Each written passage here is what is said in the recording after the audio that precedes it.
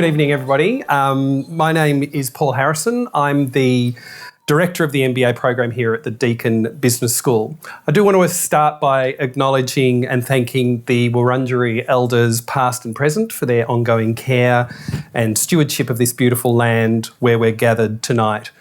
Our First Nations elders are the heartbeat of our ancestors. They're the cornerstone of our kinship circles. They connect us to the past, they ground us in the present, and they empower us into the future. As somebody with Kulgoa Murawari heritage, along with British and Danish ancestry, I often find myself reflecting on the rhetoric that surrounds acknowledgements of country. For me, it's not about politics or guilt, it's about connection. It's about reminding ourselves that the same land that my First Nations ancestors cared for is also the land where my other ancestors sought to make a life. And these stories aren't separate, they're intertwined. And when we acknowledge that, I believe that we create a space for deeper respect, inclusion and empathy. We all carry our ancestors with us. I feel them ripple through me in the way that I think, the way that I speak, the way that I lead. And that's part of what it means to be connected to culture and to country, knowing that we're never just speaking for ourselves. In the tradition of First Nations peoples, we pass on knowledge through stories, through yarning, through being present with one another.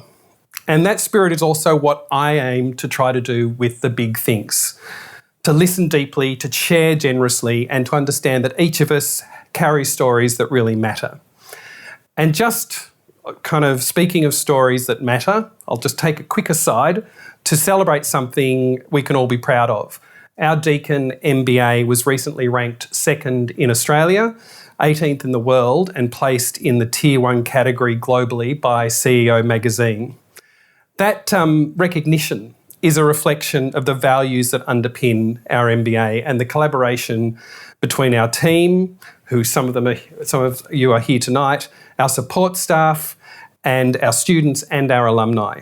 Thank you to everybody. It's your energy, ideas and commitment that make this program what it is.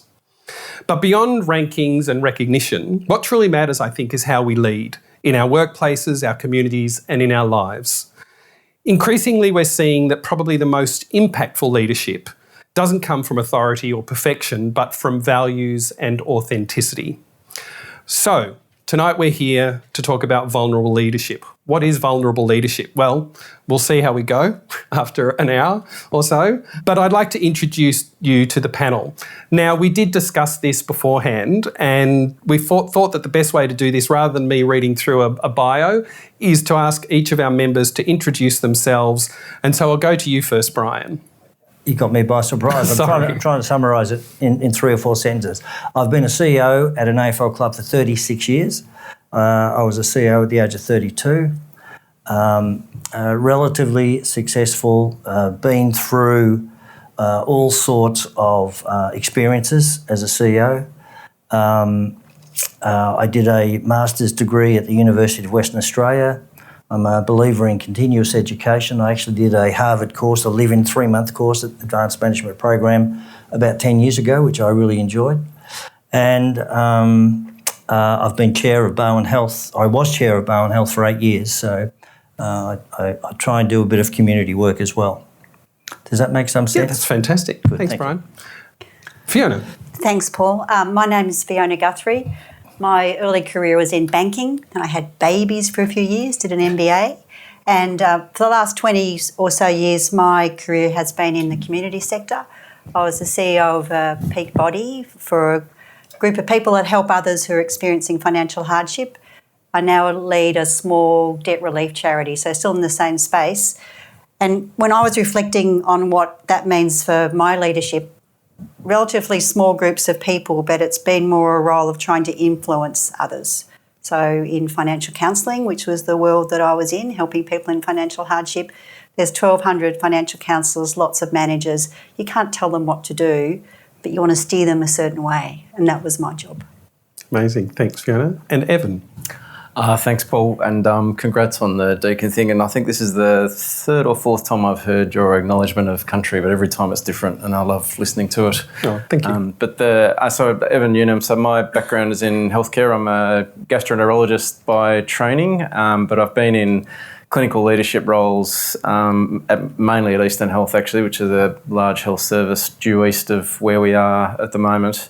And have led general medicine for a number of years. I was the clinical lead through the pandemic for Eastern Health, which was an experience in itself. But currently I've down tools for 6 months. I'm the acting exec director for clinical operations, which is essentially the chief operating officer, to put it in that language, for Eastern Health until August this year.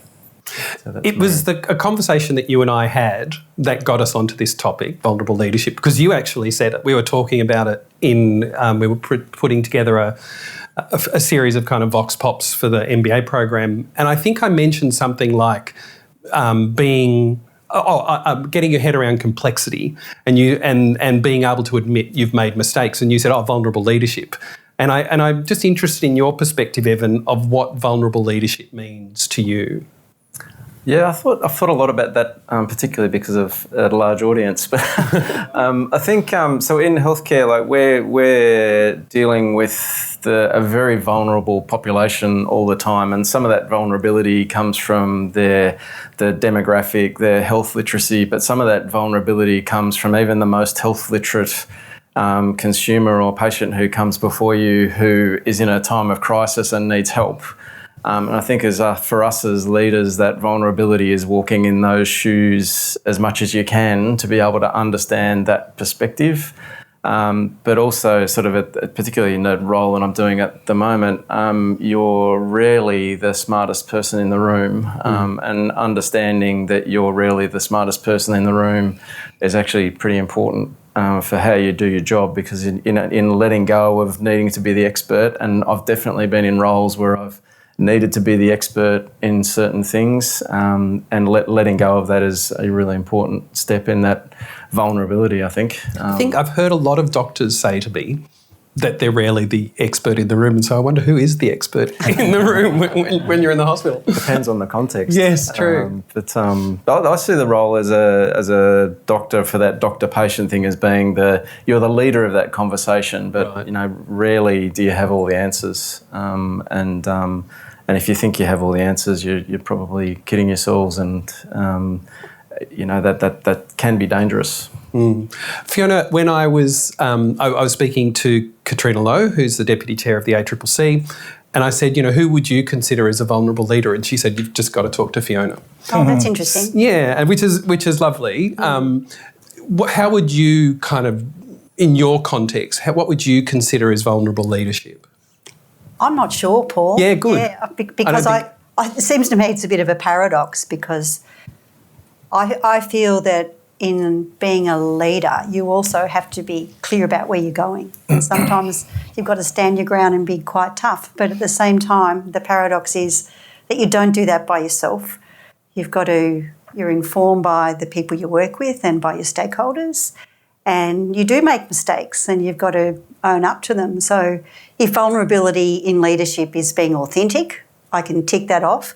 But if that is your definition of leadership, that for me would be too limited. Okay. I think leadership is a broader skill set than, otherwise you've got everyone standing, forgive me if this sounds a bit blunt, but sitting around a campfire singing Kumbaya and talking about how vulnerable they are. People want to know where the organisation is going. They want to know why it's going there, whether they can buy in. You don't do that by yourself. Part of it is, being transparent and open about what you're doing and why. Brian, the 3 football clubs, we were talking about this earlier, it's all about winning.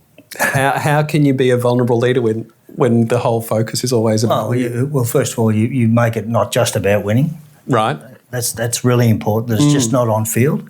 Yep. There's so many other metrics these days, although you probably might be a bit surprised at that, given some of the attitudes around the place. But no, look, I think it's about being very human. I get Fiona's point about developing a really good strategy within the business and finding alignment between all of your teams. But at the end of the day, I think if you ask for help, which I don't do a lot, and I should do more of it. Admit to your mistakes, indicate the gaps you might have as a leader, ask for their opinion on how I can improve or what is unique about me as a leader that they can tell me.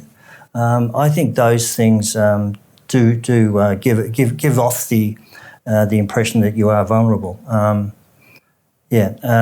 look, there's a lot of other issues like turning some crisis into opportunities, but admitting to it's going to be tough. So look, I think vulnerability is a key element of a successful leader. I am curious about the term because we're all grappling with the concept of vulnerability as well. Maybe I'll just go back to you, Evan, because you did bring it up. So what were you thinking when you framed it as vulnerable leadership when we were talking about it? I know it was 6 months ago. It was a while ago. It was a while ago. Lots happened. I think for me, like in health, for medical leadership in particular, we've done an appalling job of teaching. So I ended up in my role because I was good technically at being a gastroenterologist. I seemed to get along with people. Here you go. Here's this leadership job with no technical kind of training or otherwise, and just learnt on the job. And fortunately, I seem to be okay at doing it. But I think like healthcare in general, particularly medicine, has been very hierarchical and indeed patriarchal through its whole history. And that's the model it's been born in, and that doesn't necessarily provide a good foundation for leadership. And so that vulnerability is sort of what I've seen, what I've identified as being a trait of a successful leader in healthcare and in medicine in particular. Someone who's willing to let go that they don't know the answers, because often the sort of the senior doctor is turned to and say, what's the answer here? And often there's not a right answer. There's not a correct way, and nor does that person have all the knowledge to be able to answer the question all the time. So I think that's where it came from for me. But I've grappled with the same sort of concepts, and hearing Brian talk about the on-field versus the other things. For us, we've got a statement of priorities that we're meant to report to the department on. When we're not meeting many of those, so by that measure, we're failing as an organisation, right. But we're succeeding in lots of other ways. And so it's important for us internally to understand that there's certain things we can't do, and but get on with what we have control over.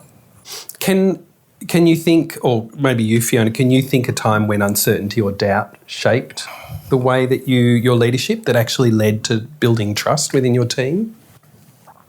Just to follow on from Evan's perspective. Oh, all the time, yeah. Really. I mean, we don't know what the future's going to hold, so you're always thinking about,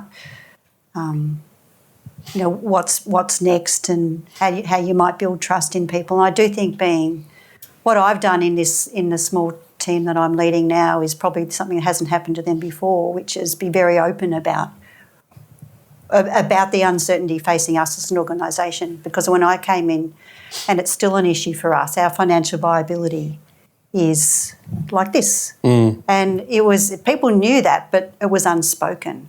It was much better to be open. So the first time I got everyone together, I just put our accounts up on the PowerPoint and showed everybody, this is the plan. What do you think? How can we change this? And we're starting to turn that around. And kind of inviting input, is that part of it as well? Not so much inviting input.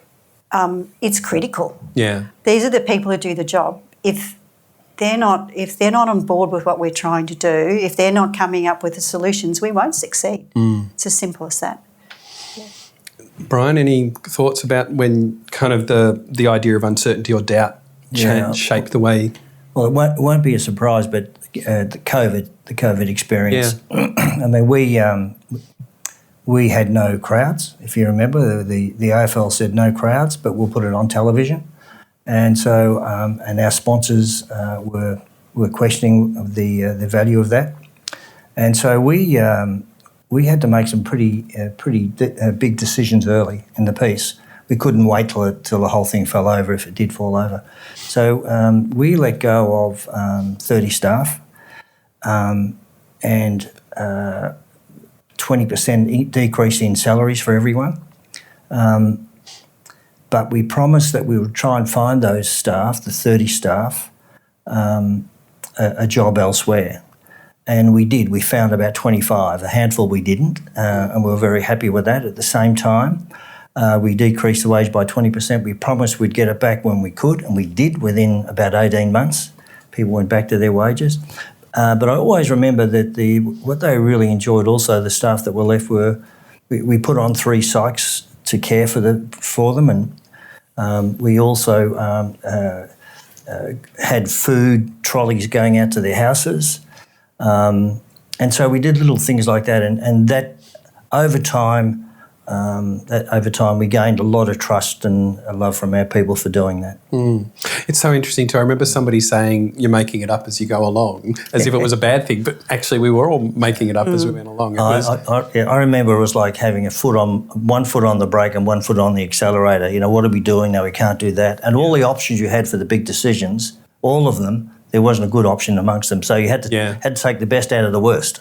In the medical profession, I mean, we'll quickly talk about that recovery, you know, like because you were leading through a real crisis. Again, that uncertainty, how did that kind of manifest in your roles? Because I remember you were doing the MBA at the time, weren't you? I was, yeah. It was good fun. Good fun. No, I've now heard trust, I think, 3 or 4 times. I think there's an overlap in trust and vulnerability to an extent as well. And so I think we got found out when we weren't transparent with staff in general. So we were actively making decisions to not give information because we thought it would exacerbate anxiety or we thought it would be a problem for our reputation. But all that happened is that everybody just filled that void with falsehoods, and it increased anxiety. And so once we were able to sort of be more transparent, and that you know, some of that was leadership decision making to not be transparent. But as soon as we started to be more transparent, that in turn built the trust. And so from that crisis. There was really, prior to the pandemic, there was a bit of a gap between the clinician, doctor and all clinicians, really, doctors, nurses, allied health, and the executive, to use that pejorative term of the executive. And in fact, what happened through the pandemic is that sort of those bridges just got gradually broken down and that trust improved. And I've heard that in other industries as well. It's not just a healthcare phenomenon. I think that was sort of the key reflections on that. Is it still there, do you think? Because there was this desperate desire post-COVID to just go back to normal, including bad leadership in a way.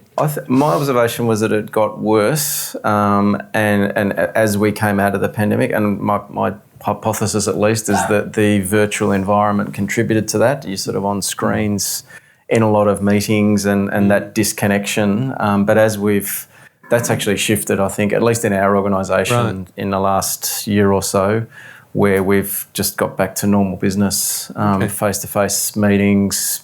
Maybe it's because I'm also at an executive table that I wasn't at beforehand, so I was one of the observers rather than the problem.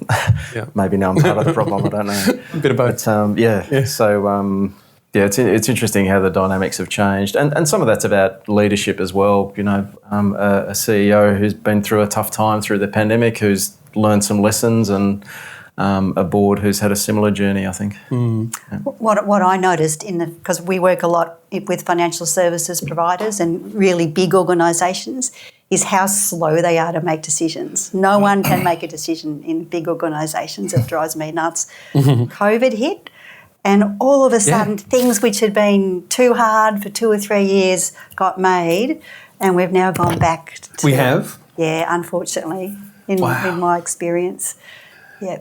I don't know how you fix that. I really don't. You don't want to keep imposing pandemics on people. Yeah. No. Just to kind of go on to kind of get away from, I guess, pandemics and COVID. Fiona, we talked about this when we were meeting before, but that idea of kind of shared reflection, and you did kind of bring that up. How does that play out when you're working with people in distress, people feeling overwhelmed, which is most of the people that you would work with and you would have worked with over your life? How do you manage that? Well, there's some lessons here, I think, for all of us. Anybody who's undergoing any sort of stress, in our case, financial stress, which then spills over into your emotional life, your relationships, it affects everything. Big relationship with your health, of course. The first thing is you have to acknowledge that and acknowledge the emotions and the feelings. People sometimes dive into, I think, to conversations because you're not stressed, you become very rational. And you start to expect other people, you could do this or you can do that. You've got to fix up the emotional stuff first. And then we come from, in the community sector, very much a philosophy of walking beside people. We're not telling people what to do, so it is very much problem shared, problem solved. What do you want to do? How can I help you with this? You might have some more knowledge that you can share, but ultimately it's the person that you are working with who makes the decisions. So working... Really strong, non-judgmental kind of approach. And you're working with them, that sounds... Working with people, yeah. Not doing things to people, working with people, which the medical profession, I think, has that opposite kind of, whether it's true or not, but, do this, do that. And it's interesting, I think, that the profession is trying to change that approach. Working with people, is that the same in football? Oh, absolutely, yeah. 80% of our revenues go to people. It's very people-driven. Of course, the high player contracts make sure of that. But no, it's about people. I had a really good friend once, Frank Costa, who said to me, everything is about people. And in football, he said, sorry, he was in fruit and veg, and he said everything's about people. We just happen to be selling fruit and veg. Brian, you've had a very elite career. You were a player, and then you've been a CEO of 3 different clubs in the AFL. Have you seen that your leadership style has changed over those years? I wasn't necessarily a leader when I was a player. Right. You wouldn't have called yourself a leader at the time? No, not really. No. Okay. I became more of a leader when I became a coach. Right. And then administrator, but certainly not as a player, I don't think. But, leadership styles have changed over 50 years wherever you go. And in my case... it was win at all costs. There was only one coach. I had a coach called John Kennedy. People would know John Kennedy, a fantastic person. And apart from saying hello to me as we passed in the aisle, he spoke to me once in 2 years. And I remember finding out whether you were in the team or out of the team. They used to put up on the board the team, and everyone would scatter towards the board, find out if they're in the team. There was no discussion. You're either in or you're out. Today there's not one coach. We have 10 coaches.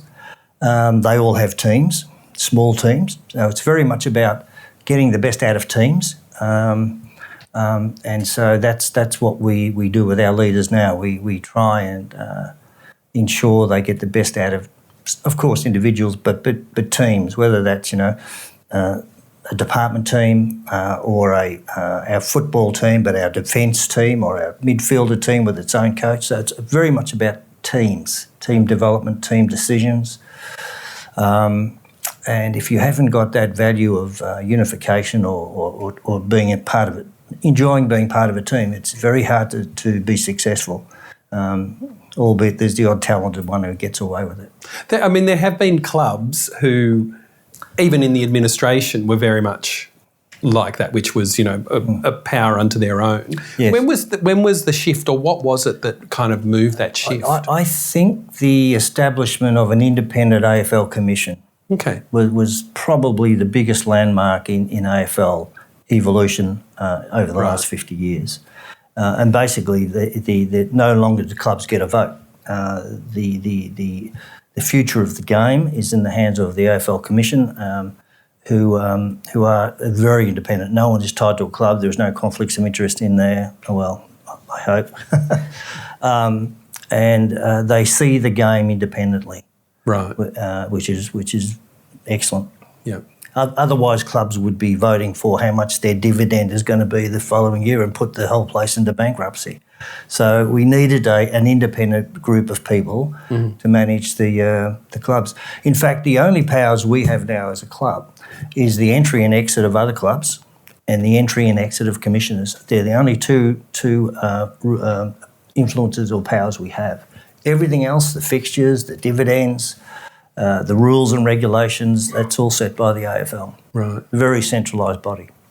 Fiona, you deal a lot with things like commissions, with policymakers. How do you practice vulnerable leadership when you're talking to or trying to, create a new policy change or something like that? What's the trade-off here? Like, I'm assuming you're being forceful, but also you're being you as well. Well, I've been around a long time, and the reason I'm in the community sector is I want to make the world a better place. There's no doubt about that. And the way you do that is by talking to politicians and senior leaders. And there's so many things you could say about that. You've got to be persistent, I think, would be one thing. You've got to be very clear. You've got to be evidence-based. But there's nothing wrong with also you passionate about what you're doing. I also think in those conversations that people can feel like there's a hierarchy, but there's not.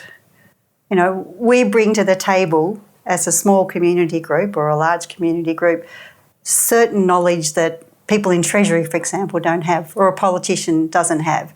And so my job is to try and persuade them of that and explain something they haven't seen. One of the best things we did in my old work was bring people to the community sector, so they saw the problems at first hand. So taking your example, Evan, you'd bring someone into a hospital so they could see what the issues were. So we would get people, politicians and the chair of ASIC and CEO of the ANZ Bank, to come along and listen to calls on the National Debt Helpline. And they would hear the stress and the worry, I can't feed my children tonight, I'm going to be evicted, where do I go? And I've got all these debt collectors ringing me. They would hear those calls and they'd go away, change the way they did things. The Reserve Bank Governor, Michelle Bullock's done that. Right. So that was a very long answer. No, but because there is no one strategy Yeah. to these things. But I do think persistence is a really important part of changing things. Yeah. Don't give up. So, No. yeah.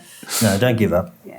And kind of incremental Find steps another as well. strategy. That's right. Keep going. Yeah. But small changes, I think. Sometimes it happens quickly, Yep. every now and again, but often it can be 20 years Yeah. to get what you want. Yes. I think we've had those conversations as well. We have. Evan, you work in emergency settings. Clearly, decisiveness in an emergency setting is critical. How do you balance that need for authority against this idea of being honest about what you don't know, what's unknown?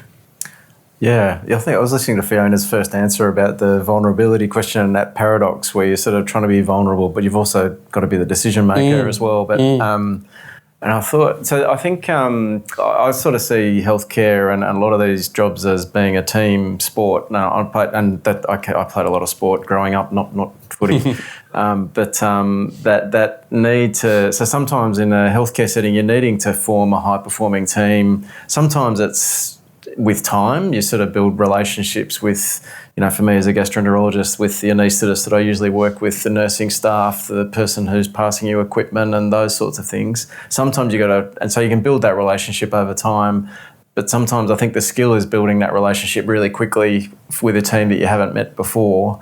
And so coming in at 2 o'clock in the morning and trying to address a particular problem with people that you don't normally work with. So I think the skill and maybe it is a bit of vulnerability is building that relationship really quickly at a critical time point. And So, there are times when I can't solve all the problems and that I need help from a surgeon or from a radiologist or someone else.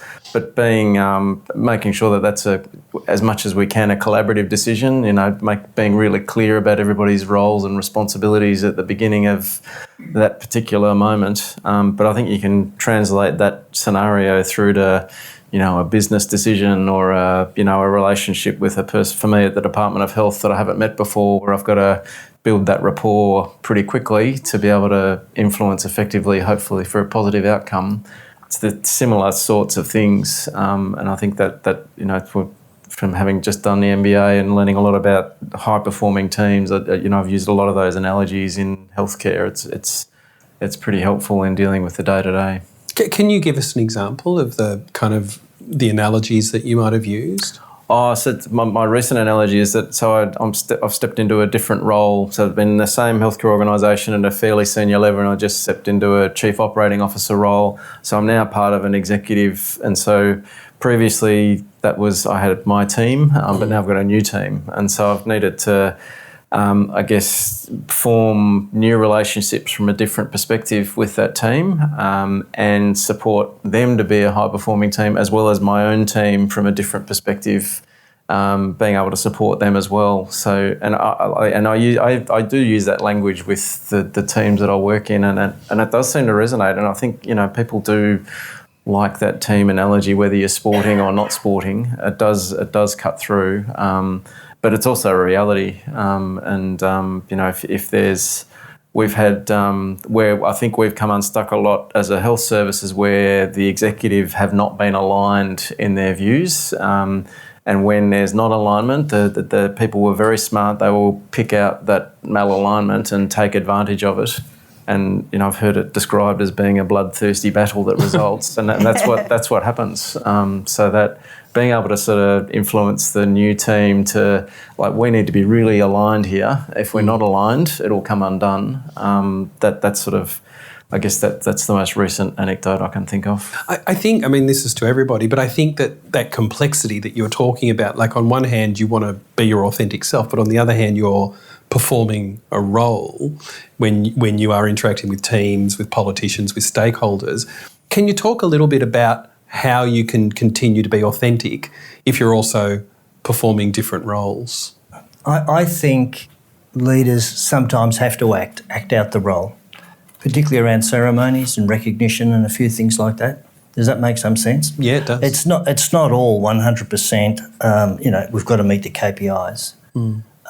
There are times where you have to act out a particular role which may not sit that comfortably with you, but you do it for the sake of the organisation.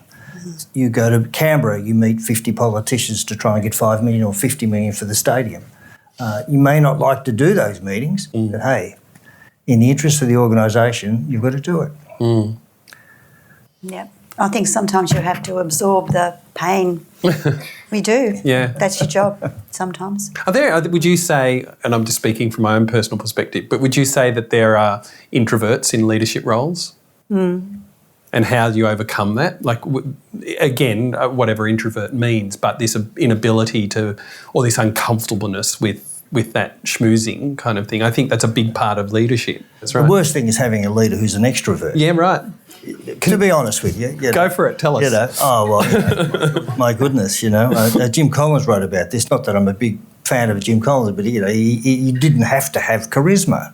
Yeah. You don't. No. You don't, You have to have connection, absolutely. Yeah. And I don't know whether the extroverts beat the introverts on this one. I don't know. Yeah. I'm not sure how introverts would do it either, but I don't think there is, an ideal. Right. Or only one type of.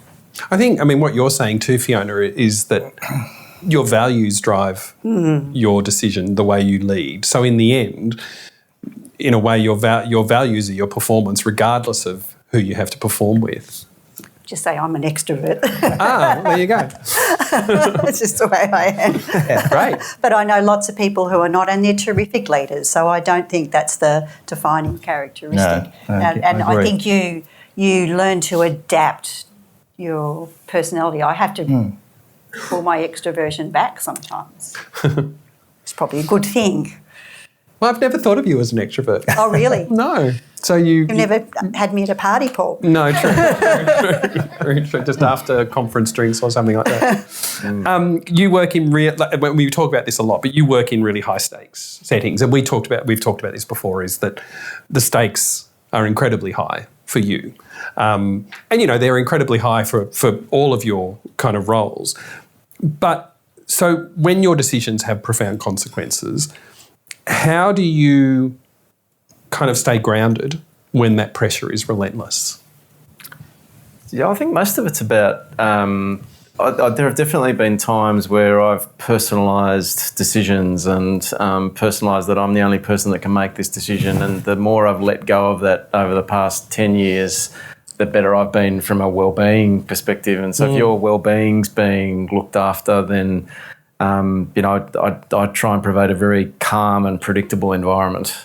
So if I'm calm, I don't. Maybe it's the healthcare crisis kind of mentality. If you can remain calm in that scenario, then people around you will feel calm as well. But if your well-being can be derailed and you become elevated, people will pick up on that. And I guess the tension there is also there is a role for emotion at times as well, and maybe. In my experience, it's perhaps more powerful when emotion comes out because people, know that this means something. But by the same token, being able to, what I've seen, and actually it is an extrovert as well, but a leader who, the erraticness that can come with some leadership styles makes it very difficult for people to work with.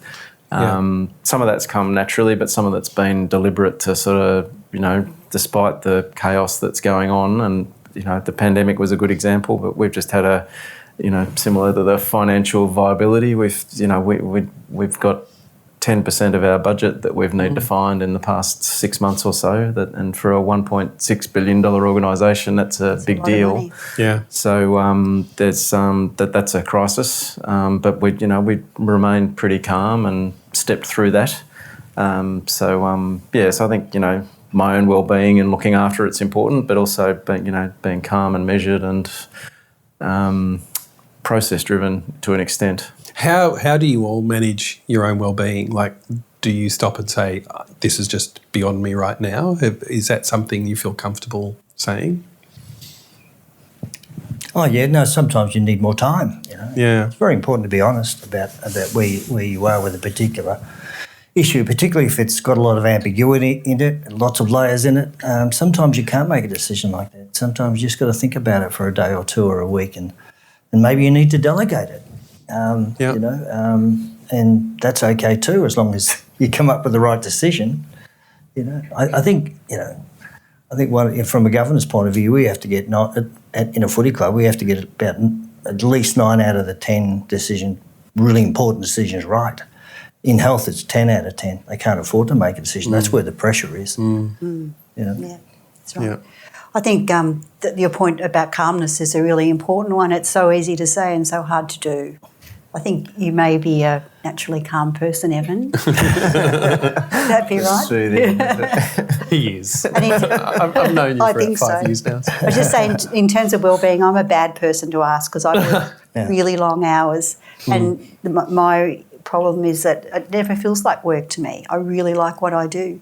Right. So that's so I often say to people, do not do what I do. Not good. I've got a couple of questions for the whole panel, and then we'll go to audience questions.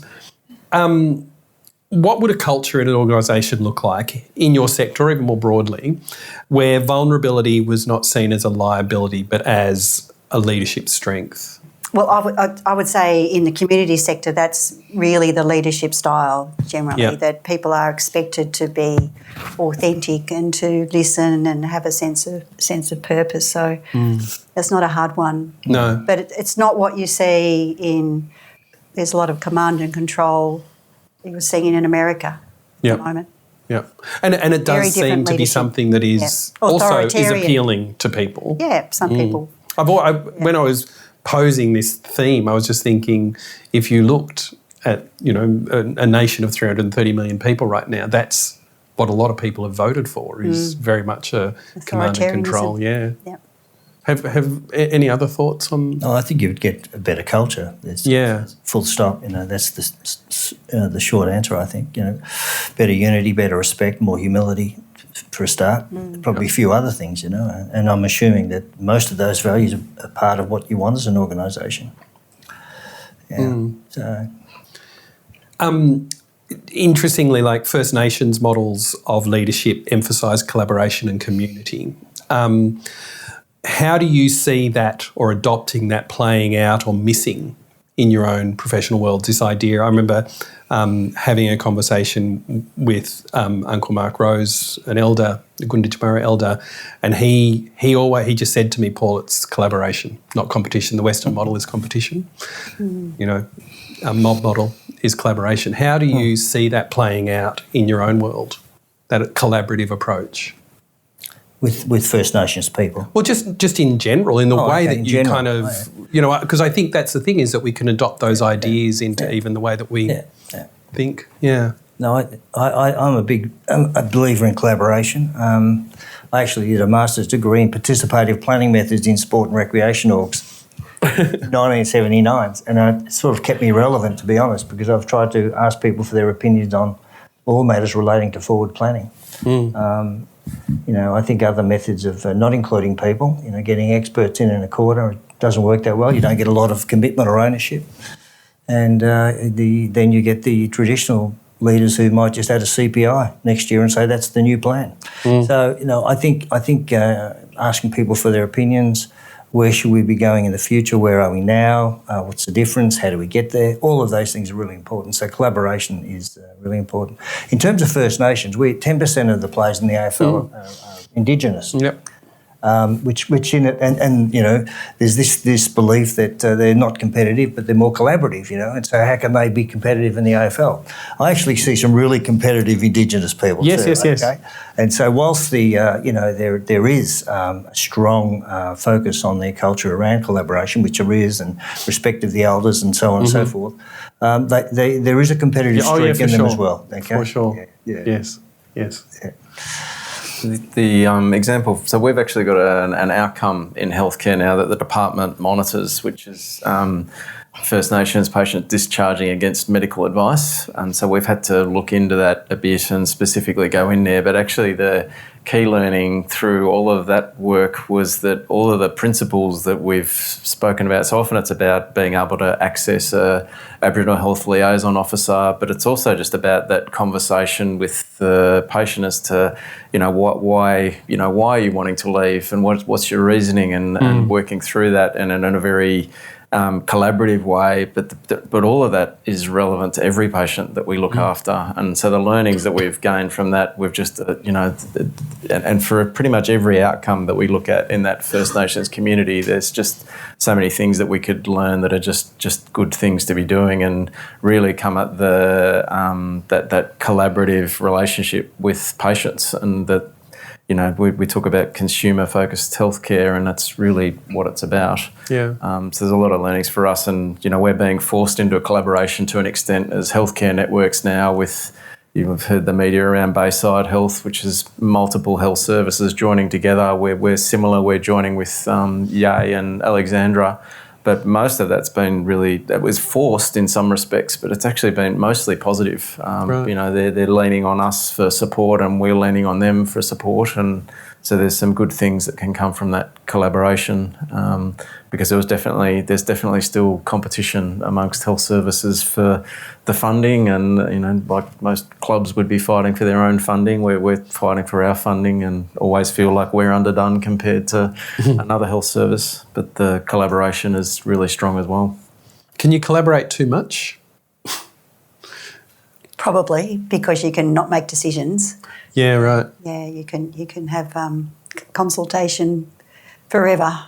Yeah. Yeah. Sometimes you need to just get it done. So just for my final question, and then we'll open it up for questions from the audience. But how can younger leaders be supported to lead with courage and presence rather than trying to emulate perfection or invulnerability? I think it's about us role modelling mostly. There's certainly from where I work that role modelling that behaviour, that it's okay not to know the answers, and to seek advice, and all the Brian alluded to the high stakes. We definitely make mistakes in healthcare, and so being able to learn from those and using systems thinking rather than personalising it and keeping it at that level, assuming everyone comes to work to do the best job that they can. It's sort of a heavy responsibility on the leaders to role model all of those phenomena that leads to more vulnerable and hopefully better leaders as time goes on. Because I knew you were going to ask me this question, so I wanted to particularly talk to the women in the room for a second, because this is something that I think is really important for you to know, and you just need to know that you're enough. That's all you need to know. Because women, we sometimes lack the confidence to take leadership roles, and I suppose speaking to everybody, I think you grow into the roles. If you wait till you're ready, you never get there. You're never ready. You're always learning. So that would be my message to younger people. Great. Thanks. Thanks, Fiona. I think, it's about supporting the younger leaders, explaining to them that you should learn off every leader, but don't imitate them. It's really important to be authentic and develop your own way, your own brand, and to develop a leadership style which will keep you relevant for the next 20 years. That's a real challenge. Because we're kind of looking at the leaders that have come rather than creating new ways of thinking. Yes. It takes a lot, doesn't it? So any questions in the audience? It's been a really amazing conversation. So, let's go to some questions. Oh, we've got microphones, and Jess, got one there and then another one here. My name's Max. I'm from Bupa. I just want to talk, Brian and Evan, particularly to you, about genuinely vulnerable leadership in your sectors. From a medical professionals, you've got really highly credentialed medical professionals who come with a lot of ego. And Brian, from your perspective, you come from, for departmental, strong leaders within football clubs who have, you carry a lot of ego in those environments. Is it possible to even display or to live out vulnerable leadership in those environments? Yeah, I definitely think now I'm old enough to sort of talk about 20 years ago and what my observations. So my observations of medical leadership was very hierarchical and very patriarchal, and the leadership style that I saw then was autocratic and not very collaborative. And I've seen that shift over the last 20 years or so, that people are more willing to listen and admit their mistakes. There's definitely still egos, and some of that's to an extent necessary. It may be the same in football, but I've certainly seen it in other sports where you need this self-driven ego and that sort of thing to get to that particular point. But there's a point where that becomes unproductive to others around you, and I think we're gradually rewarding those leaders who show more vulnerability in healthcare and are willing to admit that. But it doesn't mean that it's perfect. There's definitely room to move. And to Fiona's point, we definitely need more women in leadership roles in healthcare. We're pretty well served in healthcare in general, but it's still a very male-dominated senior leadership landscape. Yeah, no, look, I think vulnerability is an accepted quality. Having said that, there's a part of me which says internal stakeholders will cope with that a little bit better than our external shareholders or stakeholders. Sorry, particularly when you lose 4 or 5 in a row. In our case, we get bombarded with our external stakeholders, with our members, and with our support staff, supporters. So, So, and it's changed. Footy's changed. Once upon a time, it was about doing well on field. Now it's about doing that, but it's also about doing good in the community, and it's also about doing right from an integrity point of view. All 3 things, and most organisations have those 3 layers. We do too. It's not just on field. And so there's a number of leaders who try and push this, and there's more and more of us that are doing that. Doesn't mean we haven't got the polarised members who go crazy when we lose, okay? But we're forever fighting against that. You know, I sometimes think about our values, and internally we have them in our club. But a real challenge is, how do I get my supporters to have those same values when they come into our oval, into our lease line?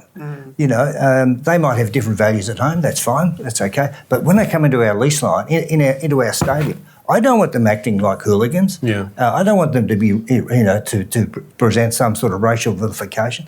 But that takes a generation. That takes a long time. Okay? So hopefully I've answered the question in a long-winded way. Yeah. But, okay. Thanks. My question is to you, Brian, in particular. You mentioned the team's in a bit of a slump. How do you, as the leader, provide direction to the team without crossing the boundary of, you know, asserting something on them? Because I was speaking to someone the other day and they mentioned something that stuck with me, to say great leadership is about taking people places they're not comfortable being, but showing them how great they can be. How do you find that balance between guiding them as to asking them to do something? Yeah, okay. The best way I can answer that is to say I wouldn't go down to my coach and tell him how to coach. Okay? We have 7 departments. I have 7 general managers who answer to me. I meet them every fortnight for an hour. I make sure that we have a business plan, that each of the GMs understands what they're doing, and we continue to just simply interact with each other on that basis. I will make small tweaks to the plan after speaking to people, but I would never go down to my coach and say, you're coaching poorly. Maybe at the end of his contract, you know, we'll have a good look around what's going on. But at the moment with 0-4, have I spoken to the coach? I have, but I've asked him if he's okay. You coping with this? How's the family? Because the kids are being smashed at school, you know. So that's where I come in. My role with that particular person is a support role, and he's accountable to his general manager. Okay. Got it. Thank you. Yeah. We have another question here. Oh, you got a microphone. Great. Hi, I'll just stand because I'm a bit little. Thank you all for sharing. I'm Alicia Barclay. So my experience is in public and private health. And my question to the panel is, how do you, as an emergent leader, work to influence, bearing in mind the impact of intersectionality and ego, and to perhaps transfer some of the learnings from the sports arena across to healthcare? It's something that I sometimes at a loss for, and look forward to your input. It's interesting. I was chair of Bowen Health for 8 years, so I had that sort of role, and I had the role of high performance as well in the footy field, so high performance in both. I found the difference between both industries is simply that medical organisations don't compete against each other, and that's what I sort of very collegiate. Whereas in the footy case, it was quite different. We compete madly on and off field. I'm not sure if I'm answering your question, but that was the major difference I found. I'm going to try. Thanks for letting me think. Do medical organisations compete with one another? Oh yeah, definitely. But not probably not at the same each week level. But the best parallel I can think of. So errors in healthcare are awful. They're horrible outcomes for patients, but usually when we review them, and we try very hard to stick at the systems level, to my point earlier around people turning up to do the work, the best job that they can do every day, it's usually not about an individual. It's usually about some sort of system thing. But we spend a lot of time looking at adverse events, and they often don't teach us things that allow us to shift the system. And so there's this language around safety 1 and safety 2 in healthcare and in some other industries, but being able to, so often when there's an adverse event, there is a lot that's gone really, really well, and there's just been this one thing, which often has a series of things. If you've heard about the Swiss cheese model, that sort of led up to it, but if you learn from the good and what went really well, how can we do much more of that sort of thing? And I've heard an interview with Ange Postecoglou talking about this, that what he talks about his team. So he might get frustrated with the umpires or frustrated with an individual, but he'll keep that internal. He'll concentrate on for the missed goal, what were the 10 things that led us to that opportunity that we can learn from to keep creating those opportunities? That kind of mentality that we could bring to healthcare and probably other industries strikes me as something that we could learn a lot from. But it's a very, coming from a sporting background, perhaps that's a bias, but it seems to resonate with what we could do better. Hi, I'm Florian. I also teach here in the MBA, so it's very great to have you generously share your time. I think vulnerable leadership is hard. There's obviously a risk in there. But I do think it can be transformational if you tap into it at the right time. So my question is very practical. What's your best strategy to let your guards down and to tap into sort of your vulnerability that you would share with other ones who want to kind of tap into that same kind of thing? Fiona.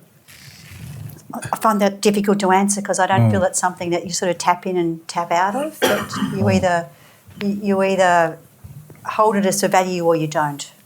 And if you hold it as a value, you'll know when to use it and when not to use it. But if you're acting, people will see through that. That's my answer. Mm-hmm. Brian, Evan? I think you need to be genuinely in love with asking people about their opinions.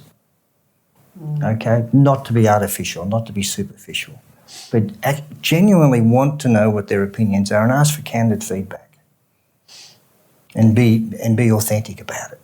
Yeah. If you think you've got all the answers, then you will never be a leader who's able to show vulnerability because you don't.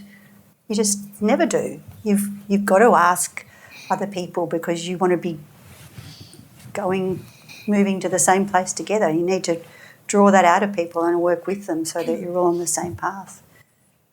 I think if there's a technical component to what you're asking, it's somehow creating an environment where people feel that they can provide that feedback to you. And I've definitely worked for leaders where that hasn't been the case. And despite sort of saying the words, have you got any feedback for me, it's not actually meaningful. And people have been unwilling to provide that feedback. So somehow, whether there's a technical skill to learn there or whether it comes naturally to people, which is this whole leadership discussion that we could get onto, but there is a skill in being able to create an environment where your thinking can be challenged openly and that you can be provided feedback even when you haven't specifically asked for it.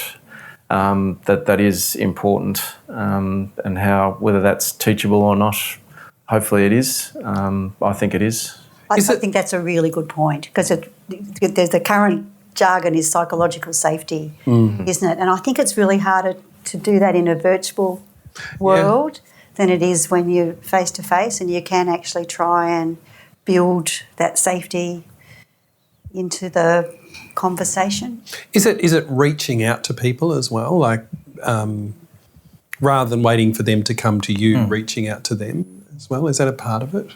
I can think of an example recently where there was a meeting that we had, which was essentially a communication forum, and it didn't feel right to me when it was happening. And so I spoke to my team afterwards. I said, that didn't feel right, and they all agreed and were willing to. So you admitted humility there, didn't you? But it gave them permission to provide that feedback. I suspect I would have been given the feedback anyway. It didn't go very well, but it was.